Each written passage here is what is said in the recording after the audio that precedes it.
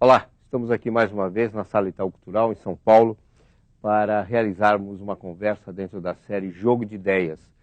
Jogo de Ideias que já apresentou programas sobre música, sobre memória, sobre a relação entre arte e educação, sobre a relação entre arte e tecnologia, sobre a relação entre tecnologia e poderes. Então hoje nós vamos parar um pouquinho, pegar duas ciências importantes, filosofia e geografia, e colocar essas coisas do ponto de vista dessas ciências. Por quê?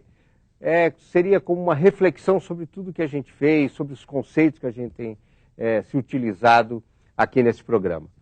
Nós vamos começar com a filosofia. Estamos aqui com Mário Sérgio Cortella, que é educador, filósofo, professor da Pontifícia Universidade Católica de São Paulo.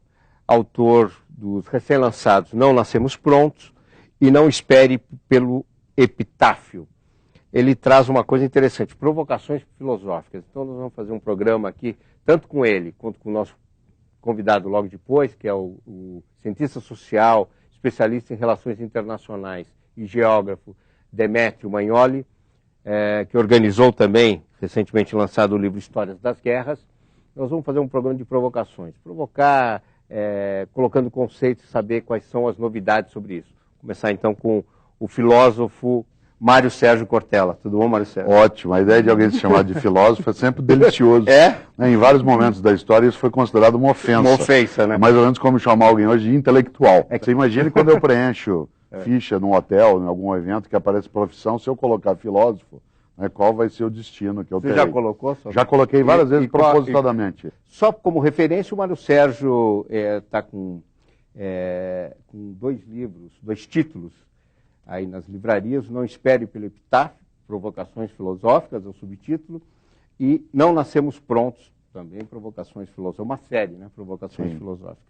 Quais são os grandes porquês hoje que você entende? O primeiro deles é diminuir um pouco o que eu chamo às vezes de antropolatria, ou seja, uma certa adoração pelo humano, na suposição de que finalmente teremos redimido Prometeu, e portanto nos vingado dos deuses e atingido o conhecimento mais amplo e pleno, que é ainda um resquício de um iluminismo um pouco banalizante. Portanto, os deuses não morreram. Não, os deuses não só não morreram, como eles não estão ainda absolutamente controlados. Prometeu não está vingado. A suposição de que nós somos já no conhecimento científico, com uma tecnologia exuberante, uma amostra do que seria a racionalidade humana nas suas múltiplas concentrações, no meu entender, isso é uma antropolatria, uma forma de adoração tola. Aliás, ecologia é uma coisa difícil entre nós por conta disso, porque nós nos consideramos proprietários do planeta e não usuários. E nós não somos proprietários do planeta, nós somos usuários compartilhantes. Então, se eu transformasse isso numa questão, seria, somos racionais? Racionais somos, o que nós não somos é iluminados no sentido exclusivo. Racionalidade, evidentemente, é um termo que nós aplicamos a nós. Você sabe, no século IV, assumimos. No século IV a.C., Aristóteles é que deu essa definição. Chamou o homem de animal racional. Platão dizia que o homem era um bípede em plume, que era o nível de conhecimento sobre bípedes que se tinha naquela época. Eu prefiro mais a definição de Fernando Pessoa, que diz que o homem é um cadáver adiado. Às vezes a gente esquece um pouco isso. Agora, a racionalidade é a nossa definição. Como alguns escritores, como Carlos Heitor Coni, que ele diz que, aliás, a essência da obra dele é para provar que o ser humano é um projeto que não deu certo. Que não deu certo. E muitas vezes essa autoironia, ela funciona. Nem sempre a filosofia pode caminhar no campo da autoironia, porque o pensamento metafórico, numa sociedade que não tem ainda uma cultura letrada muito extensa, ainda, mas não para sempre, a metáfora ela é muito arriscada, porque ela ganha áreas de verdade. De maneira geral, quem não tem uma escolaridade mais aprofundada, e aquilo que nós, no nosso país, insisto, ainda, mas não para sempre, não temos, ele só é capaz de um pensamento metonímico, ou seja, parcializado, fragmentado. E a metáfora pressupõe um nível de abstração que é mais sofisticado. Por isso, eu sempre lembro... Mas a ironia e o humor são metáforas também e mas fazem parte do a finalidade da ironia dá um choque das coisas. Quando Sócrates propõe, lá no século V a.C., a maêutica, e dentro dela a ironia, A maiêutica como parto de algumas ideias. E, para usar um termo atualizado, a ironia como uma espécie de fórceps, né, para que o parto aconteça, é a ideia de choque. O humor, a ironia, eles funcionam. O que não se pode é exagerar um pouco na autocomplacência em relação aos humanos ou autocomiseração, porque isso nos leva, né, a fazer aquilo que é a imodéstia falsa e, portanto, nos aproxima eventualmente da canalice. Por isso que eu falava, né, não em relação, evidentemente, ao CONI, falava que, vez ou outra, algumas pessoas decidem dizer, não, porque o homem é um animal inviável. Sim, nós somos inviáveis porque o nosso projeto, né, de existência de uma parte da humanidade dentro desse planeta é absolutamente predatório, né? E, nesse sentido, esse nível de predação, ele exige que nós pensemos qual que é o nosso lugar de fato. Só para dar um exemplo bem concreto, para cada ser humano que há no planeta, existem 7 bilhões de insetos. Certo? Vamos dizer de novo, 7 bilhões de insetos para cada ser humano que há no planeta. Imagine se hoje à noite só os teus vêm te visitar. Né? Bate lá na porta do teu quarto, suponha que não. Bate na porta do teu quarto e fala assim, qual é? O que vocês estão fazendo com o nosso planeta?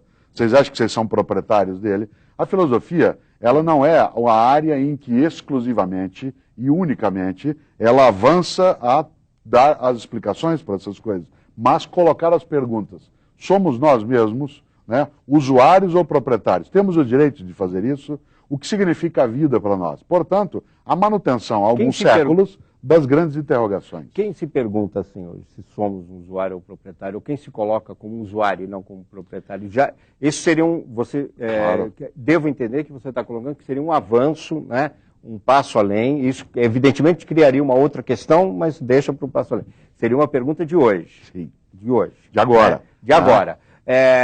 Você identifica algum grupo, algum movimento, algum pensamento? Quer dizer, você identifica na sociedade essa reflexão do usuário? Não, ainda não em grande parte, mas cada vez mais nós temos condições, e isso vem crescendo, em função eventualmente até do apoio de uma parcela da mídia, do trabalho pedagógico, vem crescendo uma certa consciência que não é daquela ecologia tola, né, de mera proteção banal e circunstancial, mas a percepção mesmo... Isso coloca em xeque muitos claro, ecológicos. Sem dúvida. Que eles não são proprietários... Não são também proprietários da consciência ecológica. Né? Insisto, nós somos usuários compartilhantes nesse planeta, a vida independe de nós, ela é anterior a nós e provavelmente, se nós continuarmos idiotas, ela vai nos sobreviver.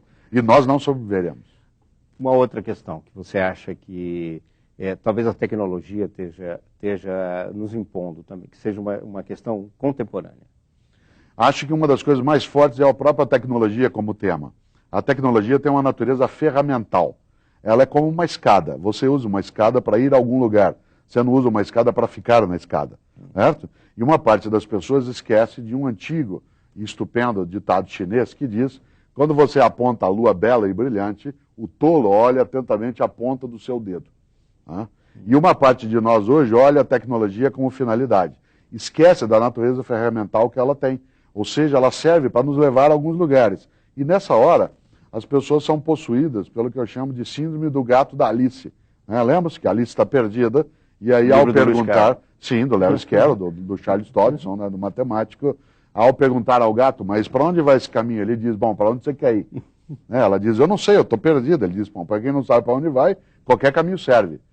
E nesse sentido, a tecnologia, ela precisa sim ser colocada como algo que muda o conteúdo da vida humana, mas não deixa de ter uma natureza instrumental e ferramental. Ela não é objeto em si, inclusive porque ela acabou gerando para nós, a tecnologia, um turbinamento, né, uma aceleração no nosso cotidiano que nos deixa sem tempo para maturar, para meditar, para refletir e nos aproxima rapidamente do perigoso terreno da alienação, ou seja, da ação sem reflexão.